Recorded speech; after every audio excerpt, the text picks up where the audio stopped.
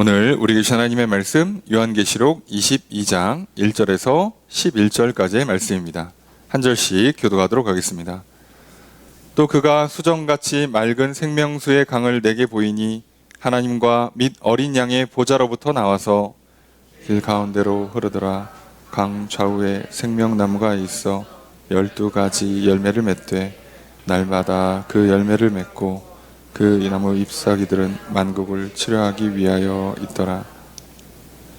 다시 저주가 없으며 하나님과 그 어린 양의 보좌가 그 가운데에 있으리니 그의 종들이 그를 섬기며 그의 얼굴을 볼 터이요 그의 이름도 그들의 이마에 있으리라. 다시 밤이 없겠고 등불과 햇빛이 쓸데없으니 이는 주 하나님이 그들에게 빛이심이라. 그들이 세세토록 왕노릇 하리로다. 또 그가 내게 말하기를 이 말은 신실하고 참된지라. 주 곧 선지자들의 영의 하나님이 그의 종들에게 반드시 속히 되어질 일을 보이시려고 그의 천사를 보내셨도다. 보라, 내가 속히 오리니 이 두루마리의 예언의 말씀을 지키는 자는 복이 있으리라 하더라. 이것들을 들은 자는 나 요한이 내가 듣고 볼 때 이 일을 내게 보이던 천사의 발 앞에 경배하려고 엎드렸더니 그가 내게 말하기를 나는 너와 내 형제 선지자들과 또 이 두루마리의 말을 지키는 자들과 함께 된 종이니 그리하지 말고 하나님께 경배하라 하더라. 또 내게 말하되 이 두루마리의 예언의 말씀을 임봉하지 말라. 때가 가까우니라. 함께 읽습니다. 불의를 행하는 자는 그대로 불의를 행하고 더러운 자는 그대로 더럽고 의로운 자는 그대로 의를 행하고 거룩한 자는 그대로 거룩하게 하라. 아멘. 자리에 앉으시기 바랍니다. 할렐루야. 거룩한 주일 주님 전에 나와 예배드리시는 성도님들을 주님의 이름으로 환영합니다. 우리 옆에 있는 분들과 사랑의 구절 나누겠습니다. 인사합시다. 사랑합니다. 축복합니다. 이 시간 주 앞에 나와 예배드리시는 성도님들에게 주님의 크신 은혜가 함께 있기를 주의 이름으로 축복합니다. 우리는 주일날 예배 시간을 통하여서 요한계시록 말씀을 살펴보고 있습니다. 이제 그 말씀도 이제 한 장, 22장 한 장이 남았습니다. 그리고 다음 주면 요한계시록 말씀이 끝맺게 됩니다.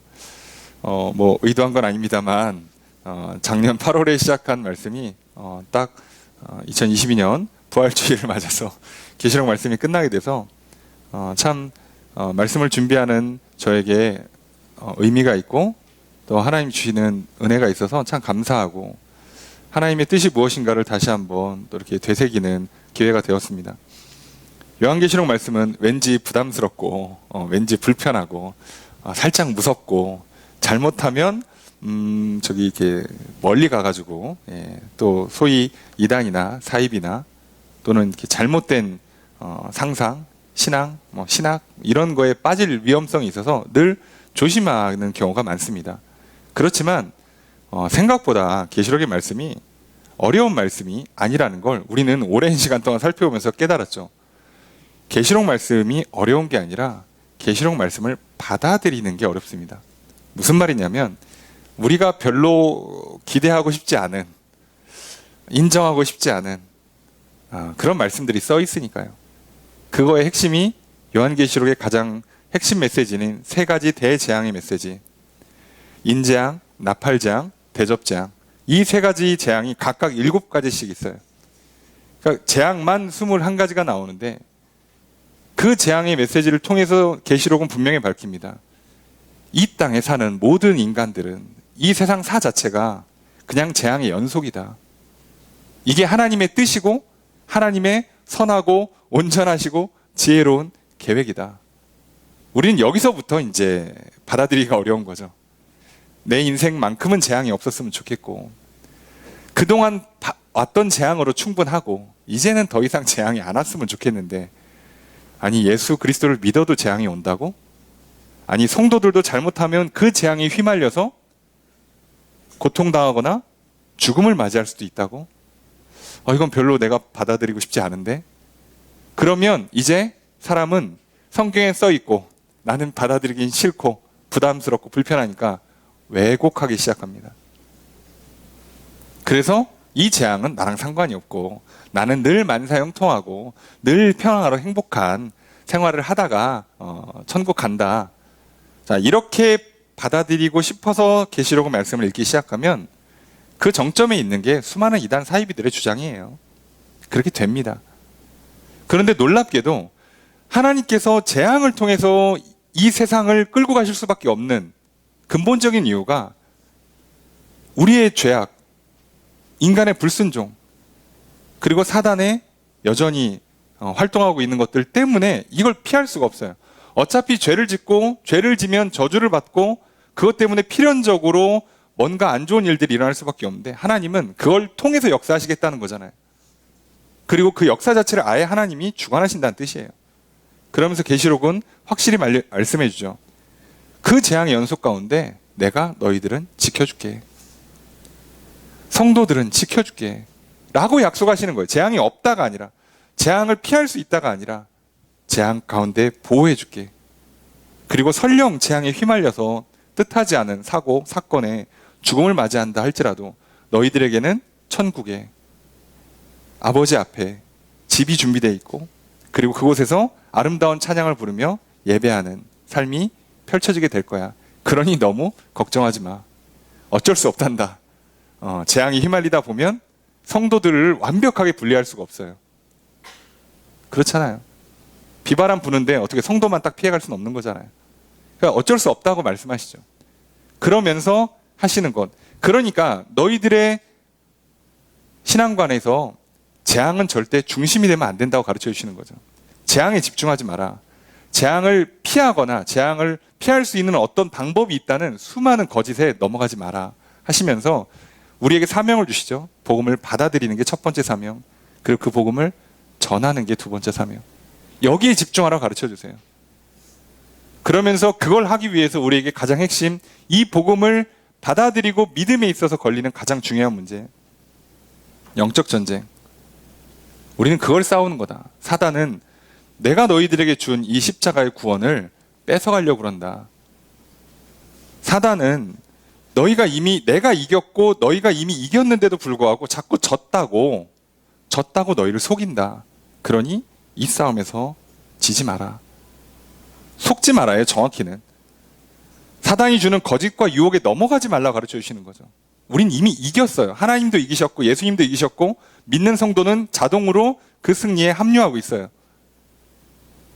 그래서 우리는 이기는 싸움을 이기기 위해서 싸우는 게 아니라 승리를 빼앗기지 않는 싸움을 싸우는 거죠. 성도들의 신앙이라는 건 천국을 가기 위해서 몸부림치는 싸움이 아니에요. 천국이 보장됐는데 그 천국을 안 뺏기기 위한 싸움을 싸우는 거죠. 근데 안타깝게도 자꾸 사단에 속아서 이기기 위한 싸움을 싸우고 천국 가기 위한 싸움을 싸우다 보니까 지는 거예요.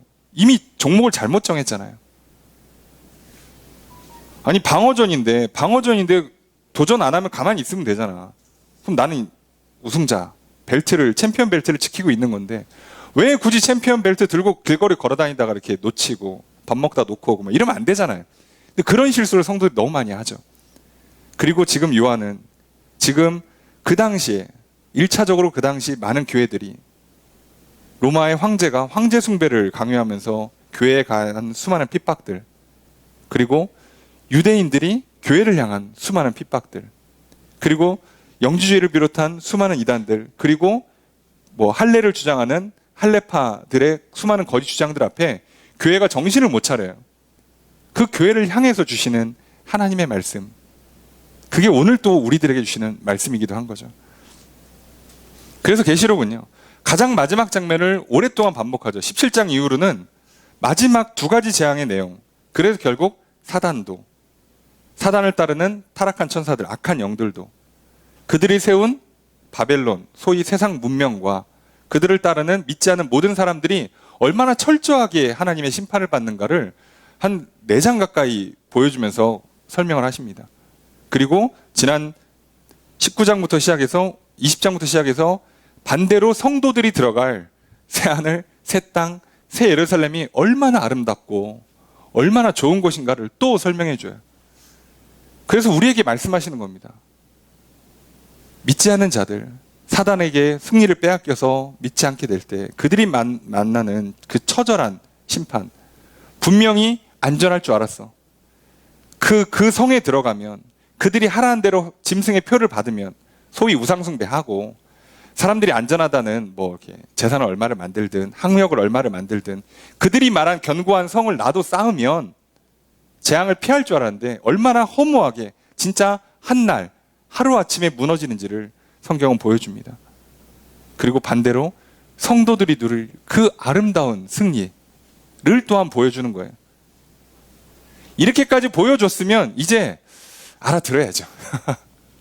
아니 이렇게까지 얘기했으면 물론 그렇게 얘기할 수밖에 없을 만큼 상황이 안 좋은 것도 사실이지만 오늘 우리도 마찬가지예요. 수많은 거짓과 속임 앞에 흔들리는 것도 사실이지만 성경이 이렇게까지 무한 반복으로 설명해 주면 이 정도면 알아듣고 좀 믿어야 되는 거예요. 아, 하나님께서 정말 세상을 통치하시고 다스리시는구나. 그런데 재앙으로 다스리시는구나. 어쩔 수 없구나. 그런데 성도를 보호해 주시고 우리는 사명을 지키며 살아가다 보면 우리는 결국 이기는 삶을 살 것이요. 장차 하나님이 주시는 진짜 아름다운 천국에 들어갈 것이요. 그리고 가장 중요한 거, 그 천국을 이 땅에서 미리 맛을 보는, 경험을 하는, 일부 경험할 수 있는, 그래서 더 확신을 갖고 더 행복하고 더 소망을 품으며 살아갈 수 있게 해주시는구나. 우린 이것만 기억하면 되는 거예요. 그래서 우리는 지난주에 거룩한 성 새 예루살렘 모습을 봤죠. 물론 그 전에 새 하늘과 새 땅의 모습을 봤다면 거룩한 성 새 예루살렘을 봤어요.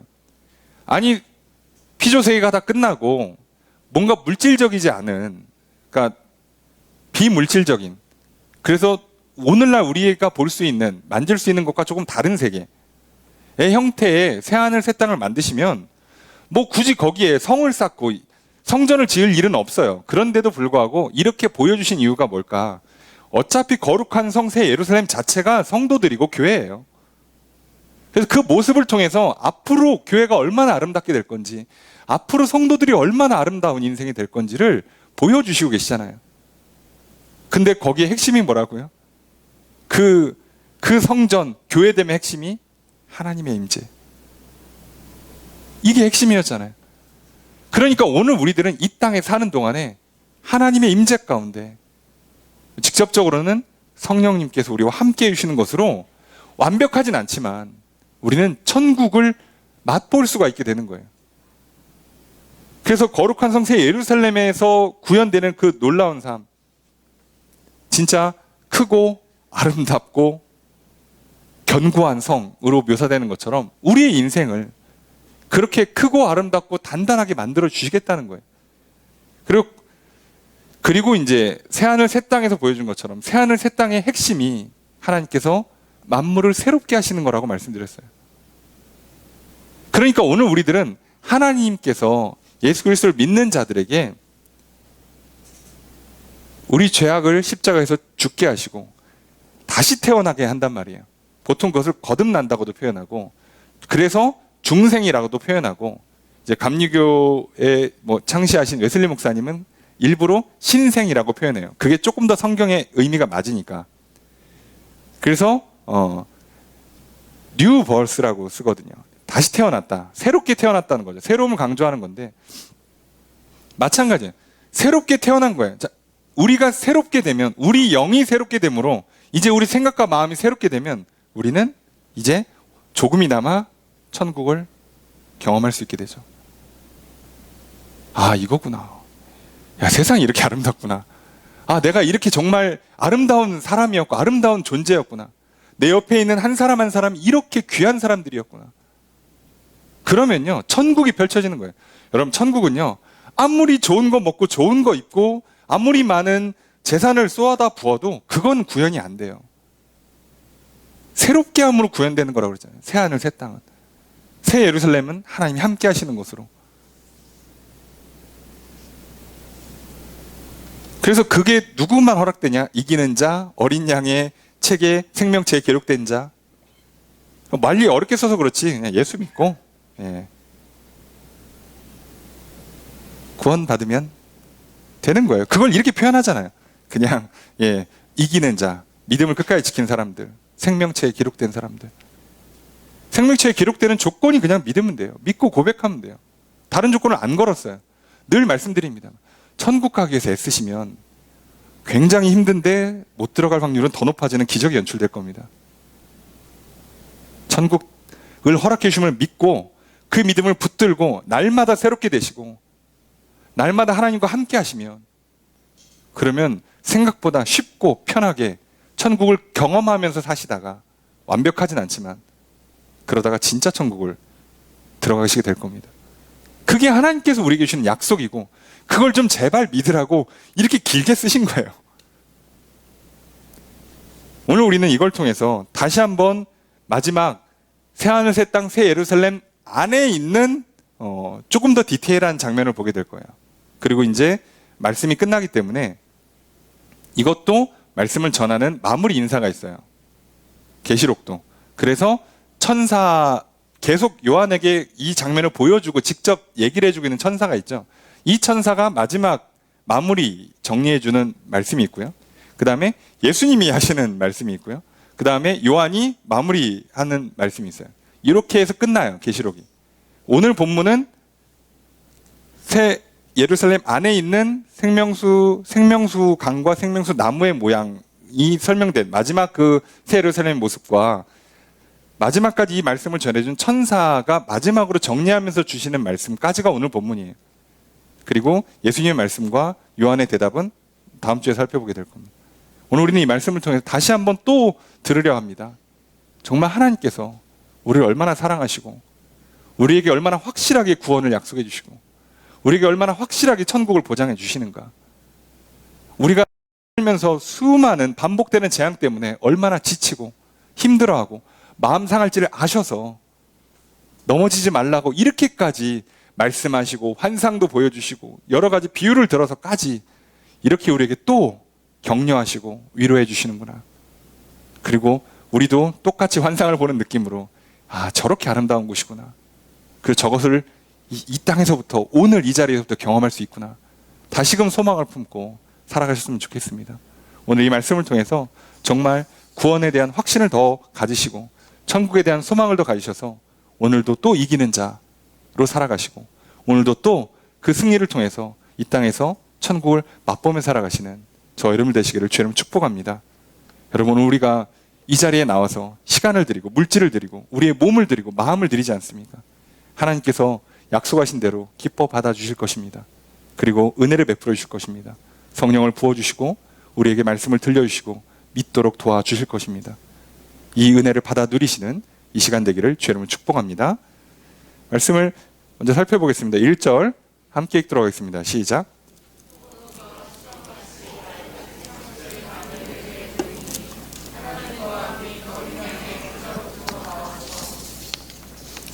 계속 보여주는데 수정같이 맑은 생명수 강. 수정같이 맑으면 그냥 투명이죠. 깨끗한 물이란 뜻이에요. 근데 이거는 진짜 얼마나 깨끗하냐가 중요한 게 아니라 늘 말씀드립니다만 그만큼 수정이란 단어를 일부러 써서 보여주는 거예요. 그만큼 깨끗하고 아름답다. 맑은 생명수 강인데, 자, 생명수 강이 흐르는데 중요한 건 어디서 나오냐? 하나님과 및 어린 양의 보좌로부터 나가요. 여러분들이 성경을 좀 읽어보셨으면 익숙하실 거예요, 이 장면이. 에스겔에서도 성전에서 사방으로 나오는데 그때도 성전에서 나와요, 물이. 그리고 그 물이 흐르면서 점점점 이렇게 깊어지죠, 어떻게 보면. 그리고 그때도 에스겔의 말씀도 잘 보시면 사방에서 물이 나오고 일천척을 측량할 때마다 발목에서 무릎에서 허리로 막 잠기고 그 양 가루 나무들이 자라고 그 나무 열매가 마르지 않고 이렇게 표현하잖아요. 그거의 완성형이 오늘 본문이죠, 정확히는. 구약 때 살짝 보여주고 진짜야 이게. 그 얘기는 예수님 오시기 전이나 후나 이미 천국의 모양은 똑같다는 뜻이에요. 하나님은 천국의 원형을 갖고 늘 모형을 보여주신다고 그랬잖아요. 우리의 예배 형태도 그렇고 신앙 생활도 그렇고 보고 있는 선지자들이 보고 있는 환상도 사실상 같은 걸 보는 거예요.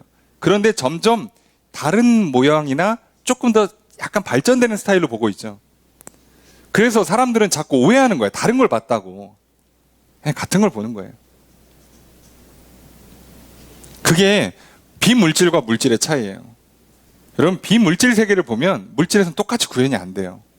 쉽게 얘기하면 여러분이 환상을 받거나 머릿속에 상상을 하셨잖아요. 뭔가 이렇게 그 디자인을 했어, 머릿속에. 그려보세요. 절대 똑같이 못 그립니다. 죽어도 안 될 겁니다. 그게 인간이 갖고 있는 한계고 물리적인 한계예요. 실제 현실에서 구현할 수 있는.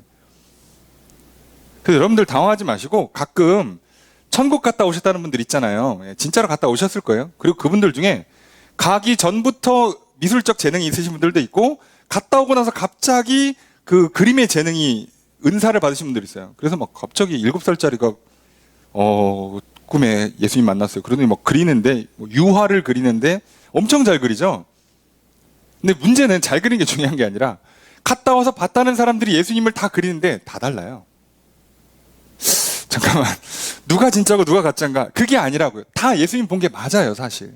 근데 똑같이 못 그립니다. 똑같은 분을 보고도 똑같이 못 그려요. 그게 이 땅에서의 한계예요, 여러분. 하물며 여러분, 내 옆에 있는 사람이 나랑 똑같은 걸 보겠습니까? 똑같이 받아들이겠습니까? 똑같이 이해할 수 있을까요?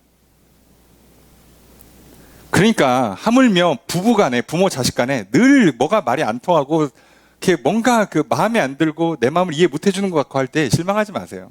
그러려니 하셔야 돼요. 그게 정상인 거예요.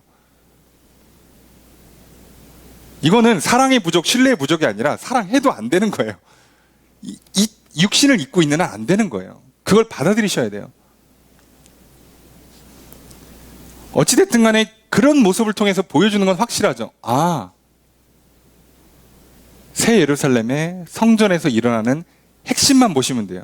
오늘 우리는 이제 센스 있게 새하늘 새 땅의 핵심이 만물을 새롭게 하는 새롭게 되는 창조의 역사에 있었고 새 예루살렘의 핵심이 하나님의 임재에 있었다면 이 새 예루살렘 안에서 있는 성도들이 누리는 이 모습의 핵심은 뭐냐? 생명이에요. 생명수가 흐르고요. 2절에 보면 생명나무가 있어요. 강 좌우로. 자, 이 강이 보좌로부터 나오는데 길 가운데로 흘러요. 자, 길 가운데로 흐른다는 게 뭐냐? 자, 그러면 사람마다 그림을 다 다르게 그립니다. 여기에 이제 보좌가 있다 치고 이렇게 그냥 쭉 하나로 흐르는 걸로 할 수도 있고요. 성이 정육면체라고 그랬잖아요. 거기 센터에 있고 이렇게 관통한다고 보시는 분들도 있어요. 뭐가 맞는지 몰라요. 근데 어차피 3D로 지금 구현되어 있는 그 새 예루살렘에 가운데로 물이 흐른다는 게 도대체 정확히 어디를 찔러야 되는지 어디를 그려야 되는지 그러니까 그런 거 신경 쓰시면 안 돼요. 그렇구나. 자, 그렇게 받아들이시고 생명수가 흐르고요. 생명나무가 생깁니다. 자, 이게 생명의 핵심이라는 걸 잘 보셔야 돼요. 생명나무가 12가지가 있어요. 자, 진짜 12개만 있죠? 왜요? 상징이죠. 늘 12이에요. 12지파, 12사도. 그래서 하나님의 백성, 성도들, 교회를 상징한다고 그랬잖아요. 12가지가 달마다 열매를 맺어요. 그럼 몇 달? 12달. 자, 그러니까 또 12달이에요. 계속 맺는데 중요한 건 생명수가 흐르고 생명수 옆에 나무가 있으니까 열매를 맺는다고요. 이게 핵심이에요. 그리고 그 열매는 열매를 맺는 거고 그럼 열매만 쓰냐? 아니요. 잎사귀도 있어요. 잎사귀는 만국을 치료하기 위해서 있다. 약재예요. 뭐 이런 나무가 있어. 자, 그죠? 근데 있대요. 자, 그럼 이게 핵심이 우와 그런 나무를 이 땅에서 심어야겠다. 그렇게 하지 마시고 핵심은 뭐라고요? 저기서 말하고 싶은 진짜 천국에서 구현되는 게 뭘까? 생명수가 흐르고 생명나무가 있고 그럼 거기서 맺히는 열매가 사실 뭐겠어요? 생명 열매가 되는 거죠. 그리고 이 생명 열매를 먹으면서 생명을 누리고 그리고 그 나무 잎사귀로 질병이 고쳐져요. 질병을 당하지 않아요. 그러면 이 장면을 여러분이 눈치를 채시면 되죠. 맨 처음 초기 하나님께서 이 땅에 천국의 모형으로 만든 게 에덴 동산이에요. 에덴 동산 중앙에 나무가 2개 있습니다. 선악과만 있는 게 아니에요. 원래 2개 있죠. 사람들이 오해하시는데 실제로 2개 있습니다. 성경 잘 읽어보시면 하나가 생명 실과를 맺는 나무고 하나가 선악을 알게 하는 실과를 맺는 나무예요. 그래서 원래는 생명나무의 열매는 먹습니다. 이거 먹어서 영생을 누리는 거였어요. 근데 뭐를 먹지 말라고? 선악을 알게 하는 나무 열매를 먹지 말라고. 자, 그걸 먹음으로 말미암아 죄를 져서 이제 쫓아내는데, 쫓아낼 때 하나님께서 천사들을 통해 쫓아낼 때 에덴 동산을 막으시죠. 막는 이유가 뭐라고요? 그 생명나무 실과를 먹고 영생을 누릴까? 그걸 못하게 하려고 막으신다는 얘기예요. 그럼 무슨 얘기냐? 죄로 말미암아 사망이 들어오는 거예요. 반대로 얘기하면 하나님으로 말미암아 생명이 임한다고요. 그래야 생명의 열매, 질병을 고치는 일이 일어나요. 여러분, 이 세상에 얼마나 많은 죄악이 있고 부조리가 있습니까? 살다 보면 얼마나 참 힘들고 괴롭고 답답하고 억울하고 진짜 타락하고 불법, 편법이 난무하는 세상 살아요. 이거 어떻게 아름답게 가꿀 거예요? 기도 많이 하시면 가서 막 환경이 너무 파괴됐으니까 우리 가서 플라스틱도 줍고, 예. 저기 배기가스도 줄이고, 그럼 생명이 넘칠까요?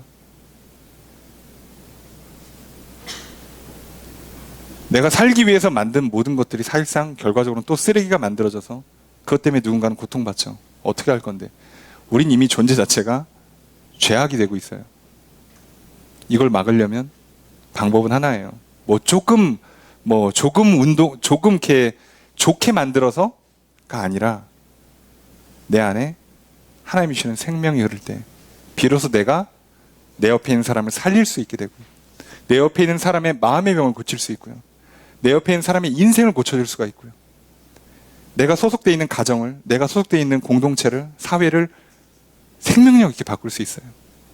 여러분, 그러니까 제발 돈 많이 벌어서 또는 정치적으로 뭔가 조금 더 완성도 있는 정치 체계를 만들어서 어떤 사상을 주입해서, 예, 아름다운 세상, 아름다운 인생 만들 거라는 착각을 하지 마십시오. 그게 사단이 주는 거짓이에요. 천국은 아무 얘기도 없어요. 여러분, 계시록을 잘 보시면 아시겠지만 천국을 묘사할 때는요, 어떤 계명도 나오지 않아요. 아십니까? 뭘 해라, 뭘 하지 마라가 애시당초 나오질 않아요. 왜냐? 그냥 하나님과 하나 되면 그걸로 끝이에요. 이건 경험해 보시면 알아요. 진짜 친하잖아요. 그러면요, 그냥 둘이 같이 있으면 돼요. 때 되면 밥 먹고, 뭐 먹을까를 놓고 30분씩 고민 안 해요. 아무거나 먹어 그냥. 오늘 내가 있으면 사주고, 없으면 그냥 야, 나 좀 사줘라 그러고, 둘 다 없으면 굶자 그러고, 상관이 없어요. 근데 우리가 서로 신뢰가 부족하고 사랑이 부족하니까 오늘은 내가 사야 되나 제가 사야 되나를 고민하고, 오늘은 내가 먹고 싶은 걸 먹어야 되나 오늘은 제가 먹고 싶은 걸 먹어야 되나를 고민하는 거잖아요. 우리가 거기서 무슨 생명이 일어나요? 어떻게 관계가 확장되겠어요? 그러니 아무리 맛있는 걸 먹어도요, 예? 생명이 일어나질 않아요. 막 위로가 되고 힘이 나고 막 용기가 막 되고 그렇지 않아요. 근데 여러분 경험해 보신 분 아시죠? 진짜 신뢰하고 사랑하는 사람과 옆에 있으면요, 그냥 옆에 있다 간 걸로 마음이 위로가 돼요. 힘이 난다니까요. 지칠 때는요, 그냥 그 사람 보고 있다 오면 힘이 나요. 경험을 다 해보셨으리라고 생각합니다. 혹시 경험이 없으셨다면 앞으로 꼭 경험이 되기를 소망합니다. 그렇게 되기를 바라는 거예요. 그게 진짜로 실시간으로 일어나요. 여러분, 그러니까 다른 게 없어요. 천국이라는 건 오직 이거예요. 그러니까 여러분 아시잖아요. 여러분, 얼굴에도 생기라는 게 있잖아요. 생명력이라는 게 있죠. 안타깝게도 이게 20대 한 중반 되면 사라져요. 다 좋은데 사라져. 그래서 그때부터는요, 아무리 비싼 걸 얼굴에다가 바르고, 예, 주사를 넣고 약품을 넣고 먹어도 안 되는 거예요. 그때는. 왜요? 생명이 갖고 있는 그 생명력, 세포들이 자동으로 생성해내고 산화를 막아내는 그 역할이 그냥 때가 되면 사라져요. 이때부터는 뭐예요? 노화를 늦추는 싸움을 싸우는 거지, 생명력을 늘 방법이 아예 없어요. 아예 없다니까. 제가 봤을 때 주님 다시 오실 때까지 20대 이후의 피부를 유지하는 방법은 없을 겁니다. 예. 아시죠? 노화를 막는 방법은 못 찾아낼 거예요. 원리가 이렇다면 안 될 겁니다. 그거는 생명이 하나님께 있는 거라면 우리가 외부에서 집어넣어서 더 이상 사람에게 생명을 더 넣어주는 방법은 없어요. 안 될 거예요. 저 어릴 적에는 뭐 알약 하나만 먹으면 한 200살 산다고 그랬는데 어림도 없을 것 같아요. 안 될 겁니다. 그렇게 안 돼요. 그리고 또 이렇게 아픈 몸으로 200살 사는 것도 지옥이에요. 그러니까 건강하게 살다 가야지. 그러니까 핵심이 생명이라는 걸 기억하십시오. 그러니 우리가 오늘 하나님으로부터 생명을 받아 누리지 못하면 여러분 아무리 열심히 살고요, 아무리 노력하고 애를 쓰고요, 아무리 돈을 많이 벌고 좋은 걸 먹고 좋은 걸 입고 뭐 약을 넣고 뭐 별의별 방법을 다 해도요, 사는 게 사는 것 같지 않을 거예요.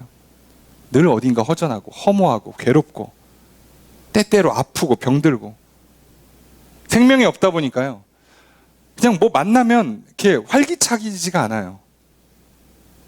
그러니까 나이 들면 점점 사람이 웃음이 사라지는 거 아시죠? 그렇게 애들 어릴 때 봐요. 그냥 웃으면서 뛰어댕기잖아요. 해만 뜨면 뛰어댕기고 비 오면 더 미쳐갖고 뛰어댕기고. 그게 정상이에요. 생명력 있는 사람들은. 한창 그 생명력 있는 그 한 고등학생쯤 되면 남고생 여고생들 보세요. 그냥 미쳐가지고 막 소리 지르고 뛰어다녀요. 물론 공부에 찌들지 않은 경우. 그러고 다녀요. 지금 막 이렇게 벚꽃 이렇게 하잖아요. 예, 다들 뛰어다녀요. 난리 나죠. 생명력 있으니까요. 오늘 우리가 이걸 놓치시면 안 돼요. 다른 방법을 찾으시면 안 된다고. 그게 완벽하게 구현되는 게 천국이고 이 땅에서 하나님께 그걸 주시겠다고 약속하시는 거예요. 내가 너 함께 하면서 이걸 줄게. 생명을 줄게. 좀 누려. 안 그래도 힘든 인생, 때때로 고난이 찾아오고 재앙이 반복돼서 오는 인생, 네가 원치 않는 사건 사고에 휘말리고 나이 들면 병들고 노쇠하고 어떻게 할 거냐 이거예요. 그러니 내가 생명을 줄 테니까 그걸 누림으로 조금이라도 맛보면서 힘을 얻고 그리고 천국을 소망하며 살아라. 절대로 사단에게 속거나 유혹당하지 말아라. 그래서 이 생명을 빼앗기지 말라고 말씀하시는 거예요. 그러니까 이 생명이 임하면 어떤 일이 일어나는가가 당연한 얘기가 이제 뒤에 나오겠죠. 3절, 4절 읽도록 하겠습니다. 시작.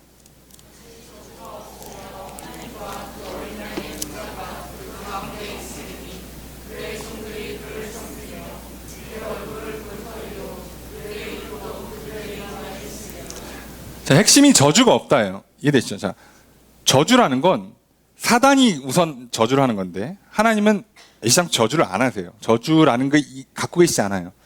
자, 사단이 저주를 하는데 저주하려면 명분이 있어야 되잖아요. 그래서 죄를 지었을 때 율법을 근거로 들어서 저주를 합니다. 그럼 이 저주가 임하면 결과적으로 사망이 오는 거예요. 그러니까 당연히 이곳엔 사망이 없어요. 생명만 있는 곳이니까 저주는 없죠. 이렇게 되는 거예요. 구조가. 천국의 구조가. 여러분 우리가 생명이 있잖아요. 그러면 조금 마음에 안 드는 사람이 있고 나를 힘들게 하는 사람이 있어도 저 사람 저주를 안 하게 돼요. 내가 생명이 있는 사람들은요 그냥 이겨. 생명력이 있는 사람들은 질병을 이기는 거예요. 질병이 없는 게 아니라 우리가 무슨 무균실에 살 수 있는 게 아니잖아요. 그러니까 생명력 있는 사람들은 병균이랑 같이 사는데 이기는 것 뿐이라고. 그게 없으니까 우리가 이제 뭐 약도 넣고 영양제도 넣고 하는 거 아니에요. 안 되니까 해보는 거잖아요. 근데 하나님께서 이걸 넣어주시면 그런 게 올 수 없는 거죠. 생명이 임하면 저주는 오지 않습니다. 그러니까 나를 힘들게 하는 사람 옆에 있어도 내가 생명이 있으면 상관이 없어요. 내 스타일이 아니야? 하는 게 영 거슬려? 마음에 안 들어? 짜증나게? 상관이 없어요.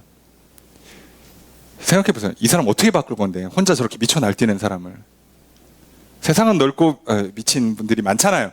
어떻게 할 거냐고. 이거를 내 맘대로 할 수 없어요. 나는 여기 부딪히고 살아야 되는데. 그러니까 이걸 바꾸려고 하시면 여러분 인생 지옥이 되는 거예요. 그러니까 이걸 바꾸는 게 나를 바꿀 것도 없어요. 나는 하나님께 딱 붙어서 생명을 받아 누리면 이 게임은 끝나는 거예요. 이 사람들 미쳐 돌든 말든 그렇잖아요. 오늘 우리에게 이 복을 주시는 거예요. 하나님은. 근데 자꾸 사단은 야 저런 미친 사람들 안 만나고 싶으면 조금 상류층과 함께 교육이 좀 잘 되고 인품이 훌륭하신 분들만 놀아. 그러려면 고학력, 고소득을 갖춰야 돼. 그리고 도시에 이렇게 한 동네에 이렇게 타운을 형성해서 거기서 살아. 자, 될 것 같습니까? 인류 역사에 단 한 번 된 적이 없는데 오늘은 될 것 같아요? 될 것은 벌써 돼야지. 늘 말씀드립니다. 여러분, 죄를 이길 수 있다고 착각하지 마세요. 이길 수 있었으면 여러분 벌써 이기셨어야 돼요. 어제도 졌어요? 못 이기는 겁니다. 나는 못 이기는 거예요. 그래서 하나님께 붙어 계시라고요. 이기신 분 옆에 붙으시라고. 애가 길 가는데 자꾸 동네 형이 시비 걸면 이렇게 관장님이나 아빠 손 잡고 다니면 되는 거예요. 내가 싸움을 잘할 필요가 없어요. 예. 그럼 됐잖아. 우리의 원리가 그래요. 내 힘으로 어떻게 이겨? 그리고 최소한 다른 건 몰라도 사단이 갖고 있는 특성 중에 하나는 확실한 건 나보단 머리가 좋아요. 그러니까 절대 못 이깁니다. 머리 싸움으로. 죽어도 못 이길 거예요. 원래 천사급이었다니까요. 타락해서 그런 거지. 원래는 천사였다고. 그러니까 천사기 때문에 물리적인 제한이 없어요. 우리는 가끔 기억이 안 나잖아요. 생각하다가 뭔가 논리적인 오류를 바라잖아요. 뇌가 갖고 있는 물리적인 한계를 갖고 있어요. 근데 사단은 그게 없다니까요. 천사들은. 물질적인 세계가 없으니까. 기억하는데 기억력에 한계가 있을 것 같습니까? 그들이 논리적인 연산을 하는데 한계가 있을까요? 없어요. 그러니까 우린 못 이긴다니까요. 그냥 싸우려 하지 마시고 이긴 분 옆에 붙어 계시면 이깁니다. 예. 그리고 한 번도 우리한테 직접 싸우러 가신 분이 없잖아요. 우리 보고 싸우래요? 마지막 심판 때도 직접 싸우십니까? 심지어 하나님도 직접 안 싸워요. 천사장한테 가서 미가엘아 가서 해. 그러면 싸움 장면이 되게 간단하게 묘사되어 있죠. 자, 하더니 무적행으로 떨어지더라. 장면을 설명을 안 해요. 그냥 끝이에요. 못 이겨요. 그 정도 수준이야. 근데 안타깝게 우리는 육신을 입고 있는 한 또 못 이겨요. 그러니까 이 싸움은 쉽잖아요. 우리의 영혼이 그리스도의 영과 성령과 하나님의 영과 함께 붙어 있으면 끝. 그거 하라고 가르쳐 주시는 거예요. 그런데 인간의 역사가 늘 열심히 삽니다. 한 번 또 해보려고 해요. 고생 많이 합니다. 어쩔 수 없죠. 고생했으니까 한두 번만 하시고 빨리 경험을 쌓으셨으면 안 되는구나, 어렵구나, 이래서 하지 말라고 하셨구나, 빨리 경험하시고 이제 확실히 예수님께 의지하시면 됩니다. 그래서 성도들이요, 기도할 수밖에 없는 거예요. 도움을 구할 수밖에 없고 은혜를 구할 수밖에 없죠. 그러니까 기도를 안 한다가 불가능해요. 기도를 안 하고 살아보겠다가 안 되는 거예요, 처음부터.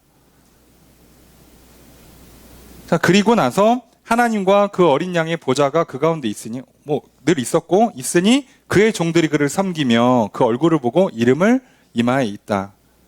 예수님 이제 하나님 직접 본다는 거죠. 자, 그런데, 하나님 예배하는 건 이미 전부터 많이 설명했는데 이걸 왜 또 쓰는가? 약간 여기는 중요한 표현이 있어요. 하나님을 섬긴다 할 때 직접 섬긴다가 고대에는 개념이 좀 달라요. 지금 이들이 고통받고 있는, 직접적으로 이 사도 요한의 시대에 초대교회가 고통받은 가장 큰 이유는 황제가 자기를 숭배하라고 했단 말이에요. 그리고 자기가 뭔가 마음에 안 들거나 정치적인 이슈가 생기면 자기 말 안 듣는 사람들은 다 뒤집어 씌워서 이들의 고통을 줘요. 그래서 로마에 화재 나면 교회에서 불질렀다 그래가지고 때려잡고, 뭐가 마음에 안 들면 쟤네 때문이야 그러고서는 때려잡고, 흉년이 들어 아니면 날씨가 안 좋아 그럼 쟤네 때문이야 그러고 이제 한단 말이에요. 정치적인 메커니즘입니다. 그런데 그 당시 황제들이요, 왜 그걸 할 수 있었냐면 단순히 권력이 강해서가 아니라 그 당시 황제들이 왜 자기를 숭배하라 그랬냐? 나 왕이니까가 아니에요. 왕이지만 나는 신의 아들이다. 이게 핵심이에요. 신의 아들, 신의 대리인 또는 신의 현현이라고 불러요. 대부분 이제 센 거 찾아야 되니까 상징으로 뭐요? 고대 가장 센 건 보통 태양이었거든요. 태양 신의 아들. 예, 그게 애굽의 파라오잖아요. 태양 신의 아들. 근데 로마의 황제들은 그 당시만 해도 이제 조금 수준이 올라가가지고 이렇게 제우스도 있고 이렇게 있어요, 많이 있어요. 그러니까 내가 거기에 현현이다. 인간의 몸을 입고 온 거다. 이렇게 얘기하는 거예요. 날 잘 섬겨야 생명이 임한다. 풍년이 임한다. 자녀가 잘 된다. 얘기하는 거예요. 내 말 잘 듣고 내가 정치를 잘할 테니까 좀 믿고 따라주세요. 이게 아니에요. 그러다 보니까 우리가 성경에서 왜 하나님께서 우리에게 약속하신 것 중에 왕 같은 제사장이 있냐면, 제사장이면 제사장님 왜 굳이 거기다 왕을 붙이냐면 이게 같이 되는 게 진짜 신의 아들이에요. 고대의 개념은요, 신의 아들만 이걸 할 수 있어요. 왕인 동시에 제사장을 할 수 있는 건 신의 아들만 가능한 거예요. 그래서 하나님께서 우리한테 그걸 주시는 겁니다. 내가 너희 진짜 아들로 삼아줄게. 진짜 자녀 삼아줄게. 그래서 너희들은 왕 같은 제사장으로 삼아줄게. 아니, 이렇게까지 해줬는데 뭐가 그렇게 불만이냐고. 그죠? 다 해주는 거예요. 다 해주는 거예요. 근데 우리가 이거를 못 받아들이는 문제만 있는 거예요. 여러분, 하나님 이렇게까지 우리를 사랑하시고 구원하시고 좋은 걸로 채워주신다고요. 자꾸 밖에서 찾지 마시라고. 직접 보시면 돼요. 그죠? 여러분, 이게 얼마나 좋은 거냐면 모세도 못 봤어요. 얼굴을. 하나님의 얼굴을 모세도 못 봤다고. 엘리야도 못 봤다니까요. 모세는 지나갈 때 어깨만 싹 보고 엘리야는 사실상 거의 보지도 못하고 음성만 듣잖아요. 뭐가 훅 지나가는 것 같고. 못 본다니까요. 근데 가면 직접 봐요. 이게 중요한 거예요. 우리는 제대로 보지도 못하지만 믿었을 때 정말 새로워지는 역사, 삶이 변하고 인생이 변하고 정말 말로 할 수 없는 평안, 행복을 누리고 그리고 진짜 놀라운 승리와 복과 기적을 누릴 수 있는데 직접 본다면 어떻게 되겠어요? 지금 못 보고도 이 정도라면 직접 하나님을 경험한다면 아까 얘기했잖아요. 그래서 생명이 넘치는 거예요. 그리고 뒤에도 나옵니다만 빛이 비추는 거라고요. 그래서 5절 말씀 함께 읽습니다. 시작.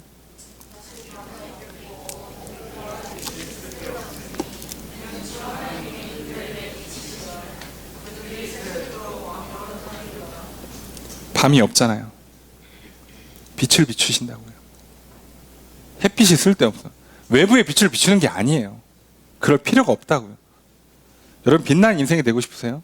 그럼 밖에 나가서 그 사람들의 어떤 카메라 플래시, 스포트라이트, 조명, 관심, 인기, 어림도 없는 소리 하지 마세요. 그렇게 빛나는 인생 되는 거 아니에요. 대부분의 스타, 대부분의 어떤 연예인, 정치인들 행복한 인생이 몇 명이나 있었어요. 아, 있긴 있어요. 있긴 있나? 전 모르겠던데. 그렇게 되는 게 아니에요. 사람이 주는 관심, 인기, 명예, 조명, 권세 이런 걸로 빛나는 인생이 되는 게 아니라 빛이신 하나님이 우리와 함께 할 때 우리는 빛나는 인생이 돼요. 그리고 그분이 등불이 되어주시면 말씀 성경에도 써 있잖아요. 주의 말씀이 내 발의 등이요 내 길에 빛이 되시기 때문에 갈 길이 환해져요. 내가 뭘 해야 되는지 뭘 어디로 가야 되는지를 금방 알 수 있어요. 어떻게 아냐? 그럼 설명이 안 돼. 왜냐면 빛을 받아서 아는데 어떻게 아냐니? 어떻게가 아니에요. 빛이 임하면 아는 거예요.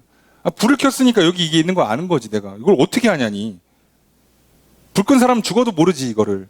불 켜면 다 아는 거잖아요. 봤는데 있네. 나무가 있네. 알 수 있잖아요. 그렇게 만드시는 겁니다. 생각해 보세요.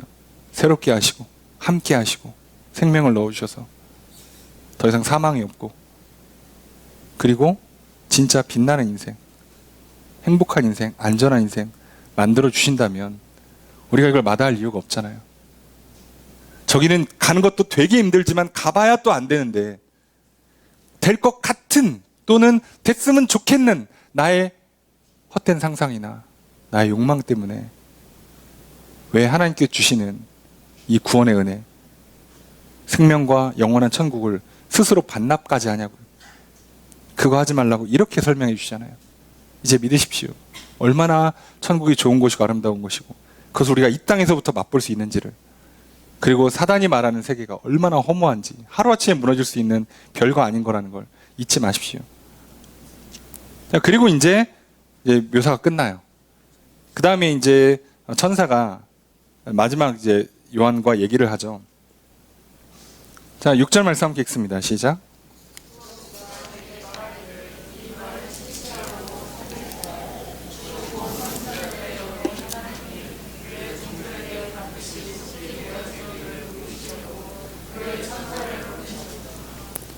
자, 그 천사가 말하기를 이 말은 신실하고 참되다. 신실하다, 진실하다. 계속 반복되는 표현이에요. 진짜란 얘기예요.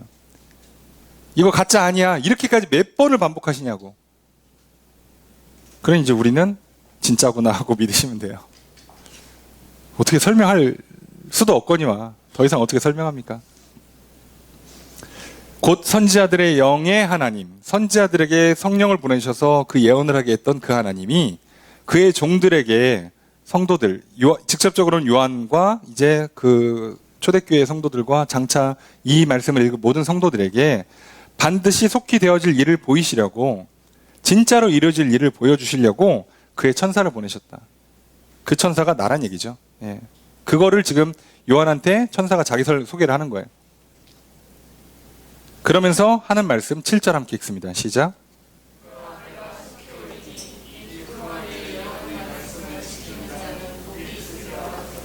보라 내가 속히 온다 말씀하세요. 2000년 동안 안 왔는데 뭐가 빨리 오십니까? 자, 오는 사람한테는 빨라요. 무슨 얘기냐면, 뭐 아주 쉽게 얘기하면, 자, 군대 라고 이해하시면 돼요. 군대 가신 분은 시간이 참 안 가죠. 휴가 나오면 다 뭐라 그러는가? 벌써 나왔어? 야, 너 이렇게 빨리 나오냐? 자주 나오는 것 같다? 시간은 상대적이에요. 이해되십니까? 그 개념이에요. 분명히 하나님 입장에서는 2000년 걸리면, 우리 입장은 되게 오래 걸린 것 같지만 여러분이 죽음을 맞닥뜨리는 순간이 되면요, 인생이 굉장히 빠르다고 느낄 겁니다. 벌써 내 인생이 끝났나? 여러분이 그동안 몇 년 사셨는지 모르겠지만 엄청 길으신 것 같아요. 와, 난 지금 더 이상 못 살겠는데 앞으로 한 10년만 더 살고 이제 딱 갔으면 좋겠는데, 이럴 사람이 없죠. 예? 그런데요, 그 순간이 딱 오잖아요. 절대로 이게 길다고 안 느껴져요. 짧습니다. 그땐 인생이 참 길다, 시간 안 간다 그랬는데 주님께서 이제 오늘 밤 이리 와, 자 이러면 주님 너무 짧은 것 같아, 한 10년만 더 있다가 오시면 안 될까요? 이렇게 될 거예요. 이게 그래서 이 말이 놀랍게도 맞는 말이 돼요. 결국 속히 오시고요, 진짜 도적같이 오실 겁니다. 그래서 항상 누가 복이 있냐? 이 두루마리의 예언의 말씀을 지키는 자가 복이 있어요. 지킨다니까 보관한다는 뜻이 아니라 행한다는 뜻입니다. 말씀을 행하는 자가 복이 있습니다. 그러니까 지금 오늘 말씀을 믿고 믿음으로 고백하며 나아갈 때 하나님께서 약속하신 대로 새롭게 해주시고 성령도 부어주시고, 그래서 도와주시고 힘주셔서 그 말씀을 행할 수 있도록 생각도 나고 가르쳐도 주시고 능력도 주시고 용기도 주셔서 결국 행하게 도와주셔서 행하면 복이 있어요. 근데 행해야 돼요. 행함 없이는 안 돼요. 이거는 말이 안 돼요. 왜요? 믿으면 그때부터는 또 주체가 누구로 바뀌어요? 하나님께서 그리스도로, 성령으로 우리를 끌고 가요. 근데 행함으로 결과가 안 나왔다는 얘기는 내가 그 중간에 저항했던 뜻밖에 안 돼요. 그래서 믿었다면 행함이 안 나올 수가 없어요. 그래서 우리는 반대로 생각하셔야 됩니다. 내가 행하는 만큼의 믿음을 갖고 있는 거예요, 현재 상태가. 여러분 얼마나 훌륭하십니까? 아직 코로나가 다 해제되지도 않았는데 나오셔서 예배를 드리시고, 예? 기도하시고, 이 물질 만능주의 시대에 돈이 최고이고, 예? 권력이 최고이고, 그런 시대에 다들 막 높은 성 쌓고 탑 쌓고 바벨론 저리 가라는 대도시를 만들면서 사는 사람들, 그래서 장래일을 보장해주고 어떻게든 안전하게 행복하게 살아보겠다고 애쓰는 그 틈바구니에서 신앙을 지키는 거 대단한 일입니다. 그런데 여기서 우리의 믿음이 더 커진다면, 이 생명을 조금 더 우리가 맛볼 수 있다면, 하나님께 주시는 칭찬과 상과 복을 더 받는다면 얼마나 우리 인생은 아름다워질까요? 그런 이걸 포기하지 마십시오. 그리고 이제 8절에 요한이 또 경배를 해요. 자꾸 이거 한 번 실수했는데 왜 또 하냐? 요한은 사실상 천사한테 경배하지 않았을 수도 있어요. 왜냐하면 이 말씀이 하나님 말씀이라고 받아들이고 경배한 건데, 나름, 그죠? 나름 그런 차원에서 하나님의 말씀이니 대리인이지만 하나님이겠거니 하고 한 건데, 천사가 당연히 거절합니다. 그래서 마찬가지예요. 여러분, 나를 위해서 기도해 주는 사람 있죠? 참 감사하죠. 그냥 커피 한 잔 사시고 감사 인사하시고 식사 대접하시면 그걸로 충분해요. 너무 사람을 높이시면 안 돼요. 저도 마찬가지입니다. 저를 너무 홀대하셔도 안 되지만 너무 저를 지극히 대하셔도 안 돼요. 이해되시죠? 네. 그 정도면 딱 좋습니다. 그렇게 하는 거예요. 그게 가장 좋습니다. 그래서 우리는 다 같이 힘써서 하나님만 경배하는 거예요. 여기에만 우리가 실수 안 하면 되는 거예요. 우리끼리 서로 칭찬하다가 하나님은 머릿속에 지워져 버리고, 뭐 내가 기도했네, 너가 기도했네, 훌륭하십니다. 그러다가 기도에 응답해 주신 하나님은 이제 없어. 예, 감사도 없고 기억도 안 나. 그러면 안 된다는 거예요. 서로 짧게 인사하시고, 기도해 주셔서 감사하다고. 제가 계속 힘써 기도할 테니까 힘내시라고. 우리 하나님께 감사를 드립시다. 하나님 감사합니다. 이래야 되는 거예요. 그리고 말씀을 덮어두지 말라고 하십니다. 봉하지 말라고 그러세요. 여러분, 이걸 왜 덮어두지 말라고 그러냐? 때가 가깝기 때문이라는 거예요.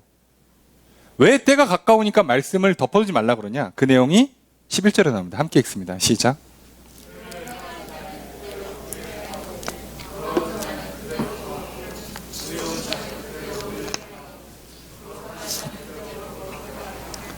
사실상 내버려 두는 건데요.